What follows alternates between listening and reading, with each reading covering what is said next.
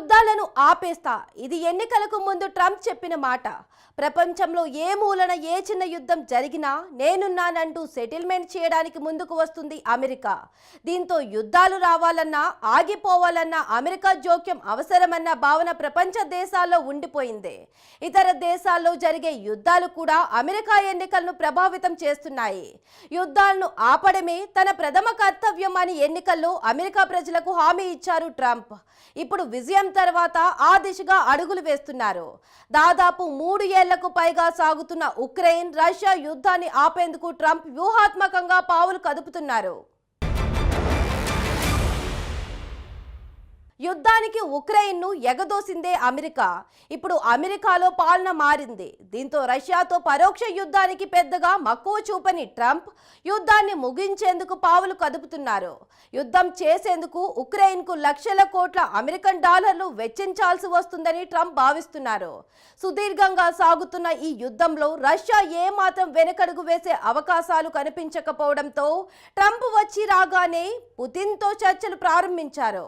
ఆక్రమించిన భూభాగాలను రష్యా ఇవ్వకపోయినా సరే జెలెన్స్కీని ఒప్పించి యుద్ధానికి ముగింపు పలకాలన్న ఎత్తులు వేస్తున్నారు ట్రంప్.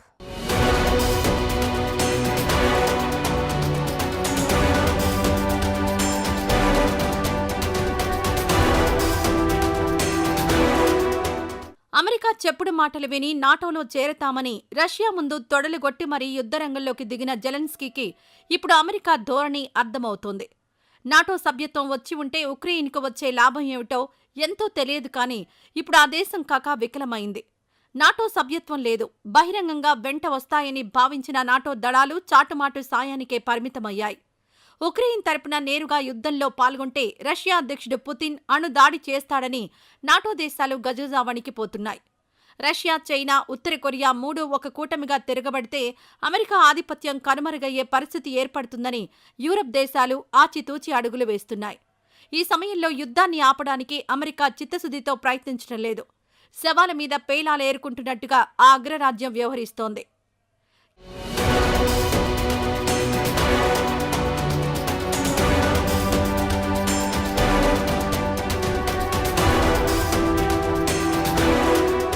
కీవ్ రాజధానిగా కొనసాగుతున్న ఉక్రెయిన్ అనేక సహజ వనరులకు, ఆయుధ సంపత్తికి నిలయం.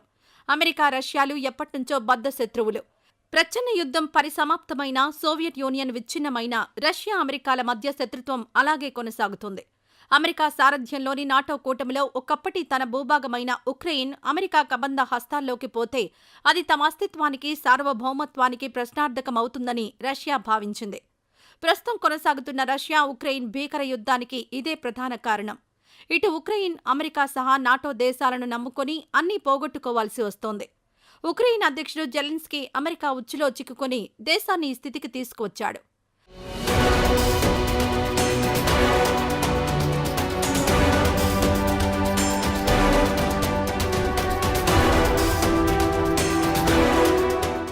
అమెరికా మాటలను నమ్మిన ఉక్రెయిన్ ఇప్పుడు తగిన మూల్యం చెల్లించుకుంటోంది.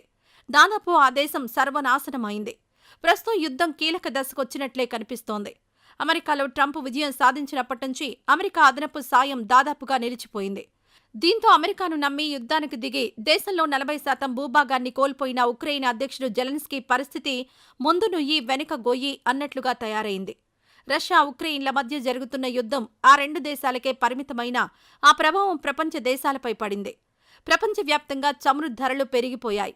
పలు దేశాలు యుద్ధ ప్రభావం వల్ల సంక్షోభం ఎదుర్కొంటున్నాయి. ఉక్రెయిన్కు భారీ నష్టం జరిగింది. ఒకవేళ ఇప్పటికిప్పుడు యుద్ధం ఆగిపోయినా ఉక్రెయిన్ ఇప్పట్లో కోలుకునే అవకాశాలు లేవు.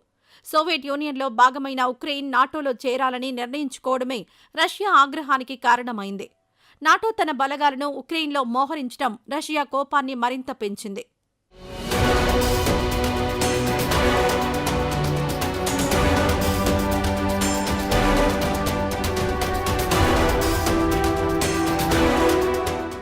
యుద్ధంలో ఉక్రెయిన్కు సాయం చేయడం బైడెన్ పాలసీల్లో ఫస్ట్ ప్రయారిటీగా ఉండేది. కానీ ట్రంప్ పాలసీలు వేరు. అమెరికా ఫస్ట్ నినాదానికే ట్రంప్ కట్టుబడి ఉన్నారు. దీంతో ఇతర దేశాల్లో జరిగే యుద్ధాలకు, అందులోనూ ఓడిపోతామని తేలిపోయిన యుద్ధానికి మరిన్ని నిధులు ఖర్చు చేయడం దేనికని ట్రంప్ భావిస్తున్నారు. బైడెన్ హయాంలో కూడా కాంగ్రెస్లోని రిపబ్లికన్ సభ్యులు ఉక్రెయిన్కు నిధులివ్వడాన్ని వ్యతిరేకించారు. ఇప్పుడు అమెరికా రిపబ్లికన్ల వశమైన నేపథ్యంలో ఉక్రెయిన్కు ఆర్థికంగా సాయం చేసి యుద్ధాన్ని నడిపించటం కంటే యుద్ధాన్ని ఆపేసి డాలర్లను ఆదా చేసుకోవడమే బెటర్ అన్న అభిప్రాయానికి ట్రంప్ వచ్చేశారు.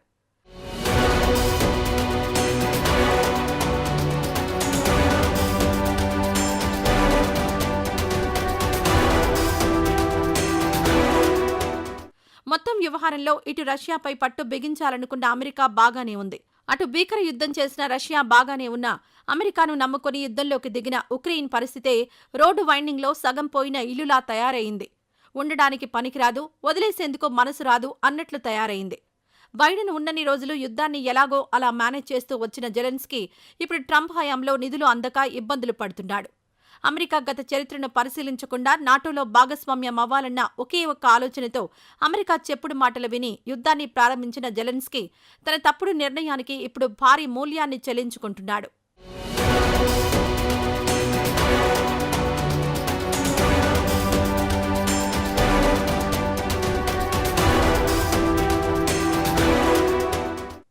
తమ స్వార్థం, అవసరాల కోసం ఇతర దేశాలను దగ్గరకు తీసి ఆపద సమయంలో వదిలేయడం అమెరికాకు అలవాటు. తాజా ఉక్రెయిన్ ఘటన సహా చరిత్రను పరిశీలిస్తే అమెరికా విశ్వసనీయత అర్థమవుతోంది. అమెరికా, నాటో దేశాలను నమ్మిన ఉక్రెయిన్ ఘోరంగా దెబ్బతింది.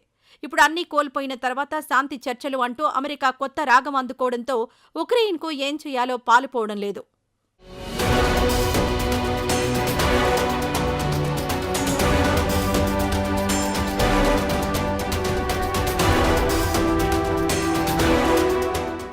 యుద్ధంలో రష్యాతో పోల్చితే ఉక్రెయిన్ కోల్పోయిన భూభాగమే అధికమని తేలింది. తాము స్వాధీనం చేసుకున్న భూభాగాన్ని తిరిగి ఇచ్చేది లేదన్నది పుతిన్ ప్రధాన డిమాండ్. దీంతో యుద్ధం చేసిన ఉక్రెయిన్కు ఫలితంగా దక్కకపోగా 2022తో పోల్చితే ఇప్పుడు మరీ కొంత భూభాగం కోల్పోవాల్సి వచ్చింది. ఇటు లక్షలాది సైనికులు ప్రాణాలు కోల్పోయారు. అమెరికాను నమ్ముకుని యుద్ధంలో దిగిన ఉక్రెయిన్ పరిస్థితి రెంటికి చెడ్డ రేవడిలా తయారైంది.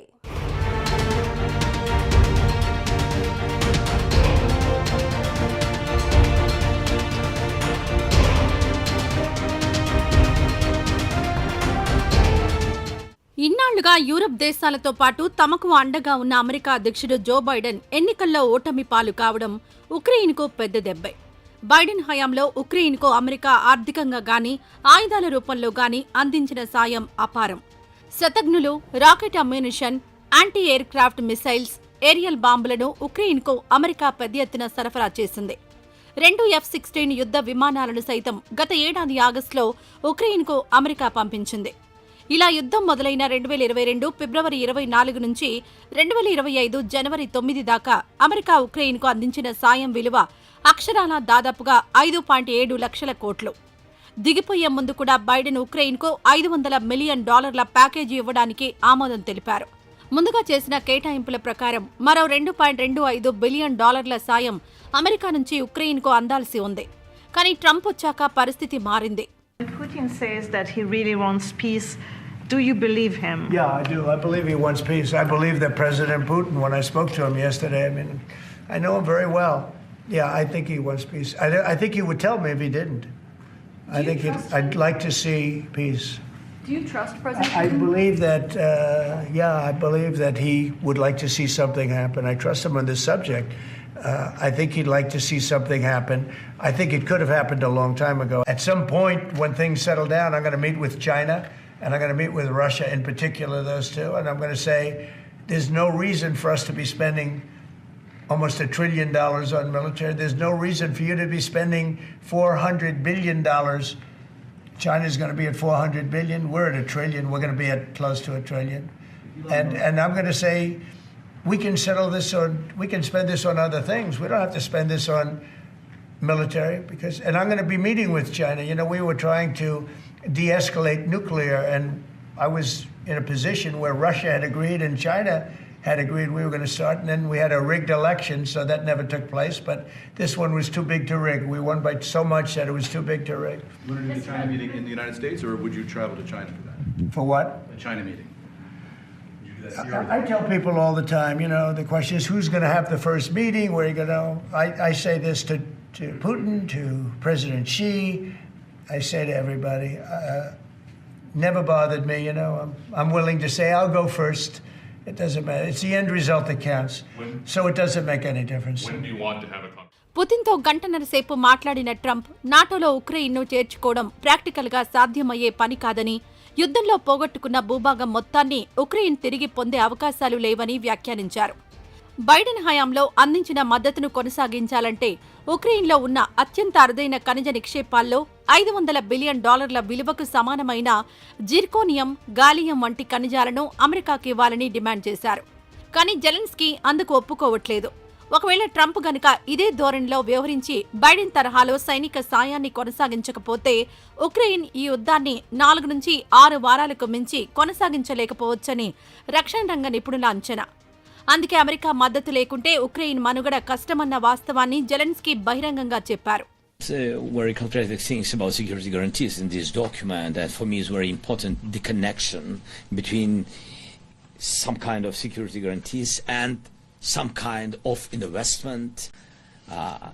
I think that's important that Vice President understood me that if we want to sign something, we have to understand that it will work and it will be very positive for both nations and it will bring money and security. Donald Trump హయాంలోని అమెరికాపై Europe ఖండం ఇక ఆశలు పెట్టుకోకూడదని, తనను తాను రక్షించుకోవడానికి Europe దేశాలు ఇక సొంత సైన్యాన్ని ఏర్పాటు చేసుకోవాలని జెలెన్స్కీ పిలుపునిచ్చారు.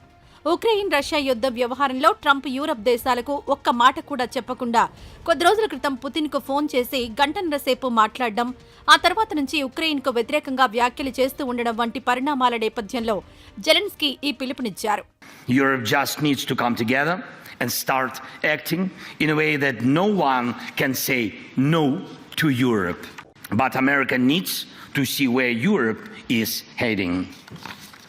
And this direction of European policy shouldn't just be promising, it should make America want to stand with a strong Europe.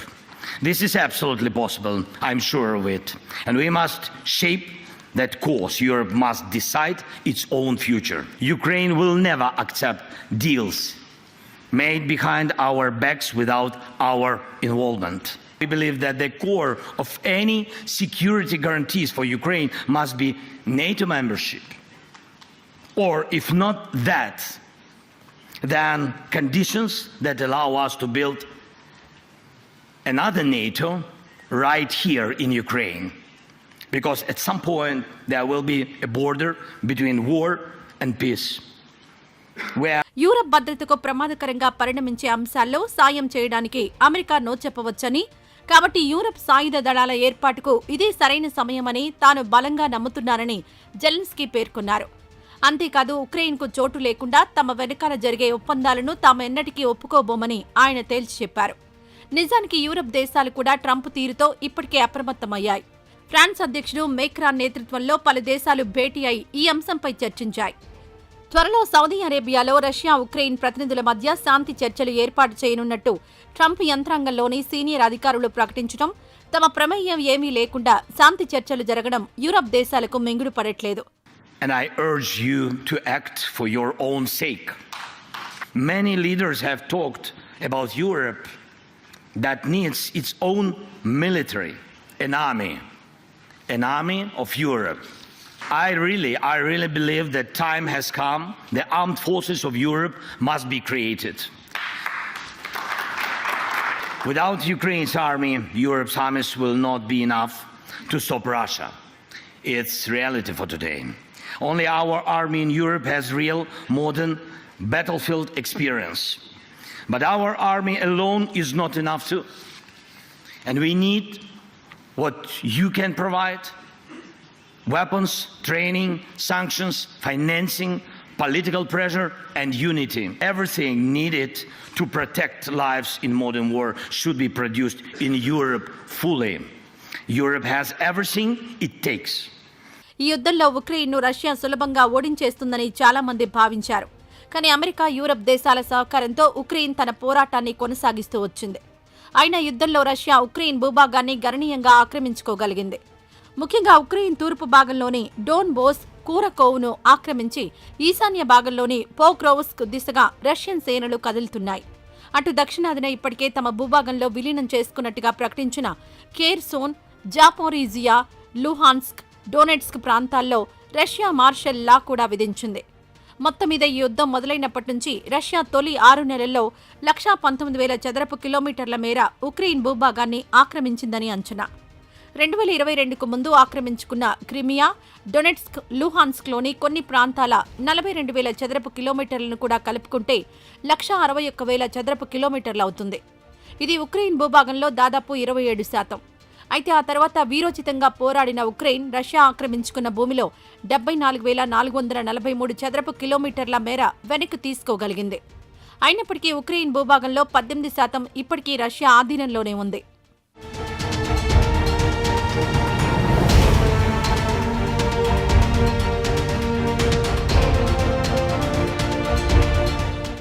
అంతేకాదు కర్క్స్ ప్రాంతంలో ఉక్రెయిన్ ఆక్రమించిన తమ భూభాగంలో 40% దాకా తిరిగి స్వాధీనం చేసుకోగలిగింది. కానీ ఈ క్రమంలో లక్షల మంది ఉక్రెయిన్ సైనికులు ప్రాణాలు కోల్పోయారు. ఉక్రెయిన్ ప్రజలు భారీగా సమీప యూరప్ దేశాలకు వలసపోయారు. దీంతో దేశం ఇప్పుడు మరుభూమిలా మారింది. ఉక్రెయిన్ కోలుకొని గత వైభవాన్ని తిరిగి పొందాలంటే లక్షల డాలర్లు ఖర్చు చేయాల్సి ఉంటుంది. అయితే ఉక్రెయిన్ పునర్నిర్మాణానికి డబ్బులు వెచ్చించినా అక్కడికి తిరిగి వచ్చేందుకు ఉక్రెయిన్ ప్రజలు సిద్ధంగా ఉన్నారా అంటే లేరనే చెప్పాలి. యుద్ధ భయంతో ఆయా దేశాలకు వలసపోయిన ఉక్రెయిన్ ప్రజలు పరిస్థితులు చక్కబడ్డాయని నమ్మేందుకు చాలా సమయం పడుతుంది. ఇలా అమెరికాను నమ్ముకుని యుద్ధానికి దిగిన ఉక్రెయిన్ ఆర్థికంగా, సామాజికంగా చితికిపోయే దీనస్థితికి చేరుకుంది.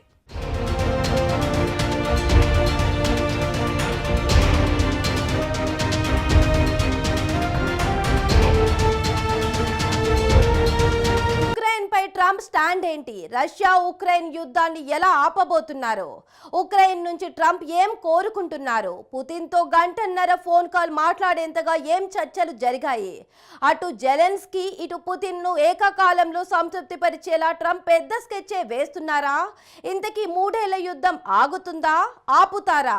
మధ్యవర్తిత్వంతో ట్రంప్కు జరిగే బెనిఫిట్స్ ఏంటి? Let's watch.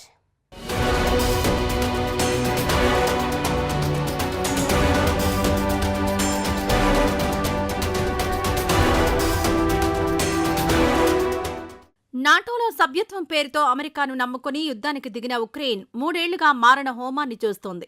రష్యా ఉక్రెయిన్ యుద్ధం మొదలై 3 ఏళ్లు పూర్తవబోతోంది. రాత్రి వేళల్లో డ్రోన్ క్షిపణి దాడులు జరుగుతున్నాయి. ఆశ్చర్యకరమైన విషయం ఏమిటంటే 2 దేశాలు కూడా తమ వాళ్లు ఎంతమంది చనిపోయారో అసలైన లెక్కలు బయట పెట్టుకోవడం లేదు. ఏ దేశాన్ని నమ్ముకుని ఉక్రెయిన్ యుద్ధాన్ని ప్రారంభించిందో ఇప్పుడు అదే దేశం నమ్మించి మోసం చేయడంతో ఏం చెయ్యాలో తెలియక తలపట్టుకుంటున్నారు ఉక్రెయిన్ అధ్యక్షుడు జెలెన్స్కీ. చేసిన యుద్ధం చాలు, ఇకో యుద్ధానికి వీడ్కోలు పలుకుదామనుకుంటున్న ట్రంప్ మాటలతో ఉక్రెయిన్ అధ్యక్షుడు జెలెన్స్కీ తెల్లమొహం వేస్తున్నారు. రష్యా అధ్యక్షుడితో ఒకలా, ఉక్రెయిన్ ప్రెసిడెంట్తో మరోలా ట్రంప్ మాట్లాడుతూ మ్యాటర్ కన్ఫ్యూజ్ చేస్తున్నారా లేదంటే కొలిక్కి తెస్తున్నారా అన్నది బిగ్ క్వశ్చన్గా మారిపోయింది.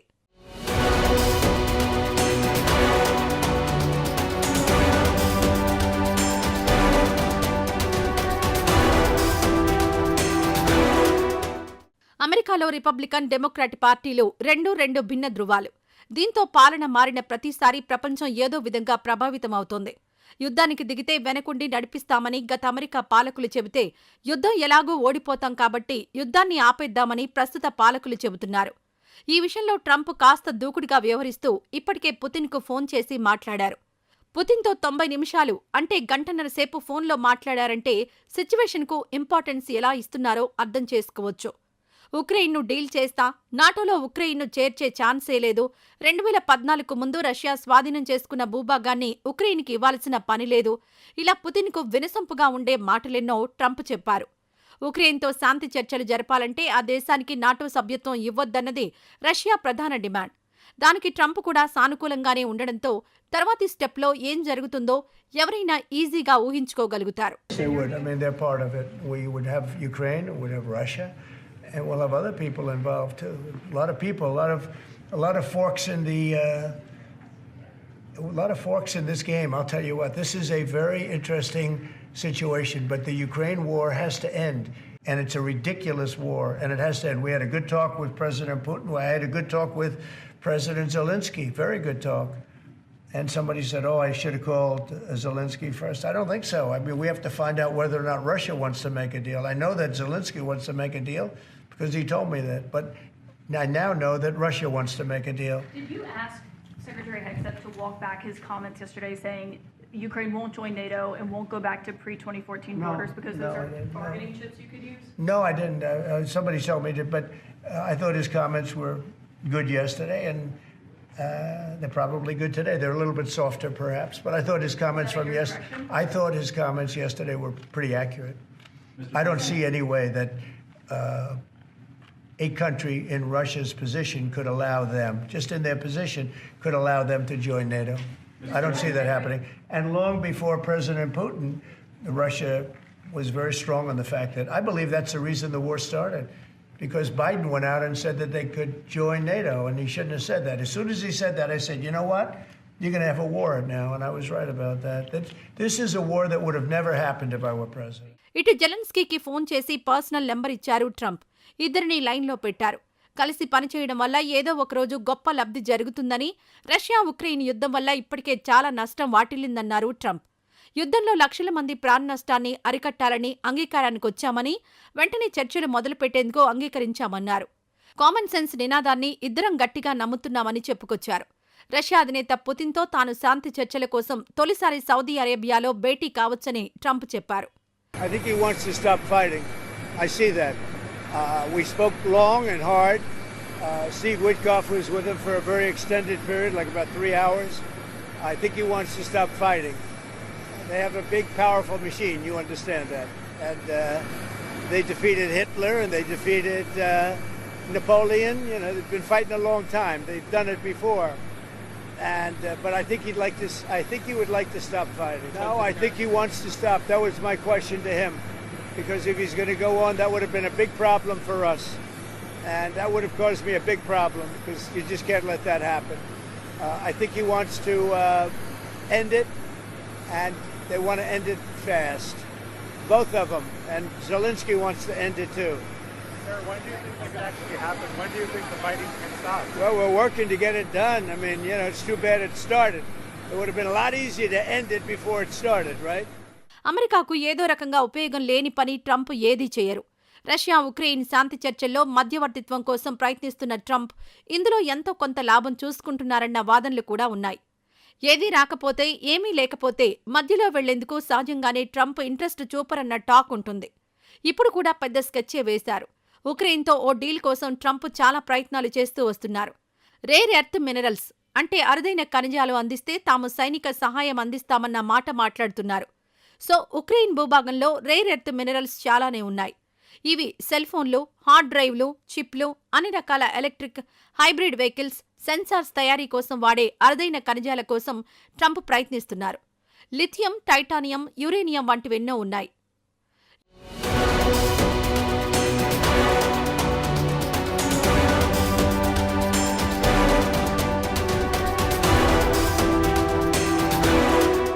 యూరోపియన్ కమిషన్ ఉక్రెయిన్ను 20కి పైగా కీలకమైన ముడి లోహాలు సప్లై చేసే దేశంగా గుర్తించింది. ఈయూలో ఆ దేశం చేరడం వల్ల యూరోపియన్ ఆర్థిక వ్యవస్థ బలోపేతం అవుతుందని ఇదివరకే నిర్ధారించింది. 2021లో ఉక్రెయిన్ ఖనిజ పరిశ్రమ దేశ స్థూల దేశీయోత్పత్తిలో 6.1%, అలాగే ఎగుమతుల్లో 30% వాటాను కలిగి ఉన్నట్లు తేలింది. అందుకే ఈ రేర్ ఎర్త్ మినరల్స్ కోసం చైనాపై అతిగా ఆధారపడే పరిస్థితి నుంచి బయటపడేందుకు అటు అమెరికా, ఇటు ఈయూ రెడీగా ఉన్నాయి. అయితే ట్రంప్ ఈ విషయంలో ముందడుగు వేసి జెలెన్స్కీని లైన్లో పెట్టారు. అందుకే శాంతి చర్చల విషయమంటూ ఈ ఆలోచన చేశారా అన్నది కూడా తెరపైకొస్తోంది. 3 ఏళ్లుగా యుద్ధం కారణంగా ఉక్రెయిన్లో రేర్ ఎర్త్ మినరల్స్ ఎక్కువగా వాడకంలో రాలేదు. యూరప్ అంతటితో పోలిస్తే టైటానియం నిల్వలు ఉక్రెయిన్లోనే ఉన్నాయి.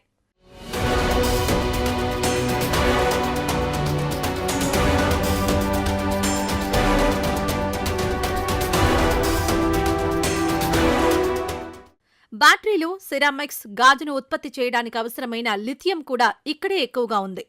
ఈ డీల్ ట్రంప్ జెలెన్స్కీ భేటీలోనే క్లారిటీ వచ్చే ఛాన్స్ కనిపిస్తోంది. తన స్వార్థం కోసం యుద్ధానికి ప్రేరేపించిన అమెరికా ఇప్పుడు యుద్ధం కొనసాగించేందుకు సాయం చేస్తే మాకేమిస్తారని ఉక్రెయిన్ను అడుగుతూ ఉండడం అమెరికా ద్వంద్వ నీతికి అద్దం పడుతోంది. ఈ యుద్ధంలో అమెరికా, రష్యా ఆధిపత్యానికి ఉక్రెయిన్ బలైపోయింది. ఉక్రెయిన్ పునర్నిర్మాణానికి దాదాపు 50 ఏళ్లకు పైగా పట్టవచ్చని నిపుణులు అంచనా వేస్తున్నారు.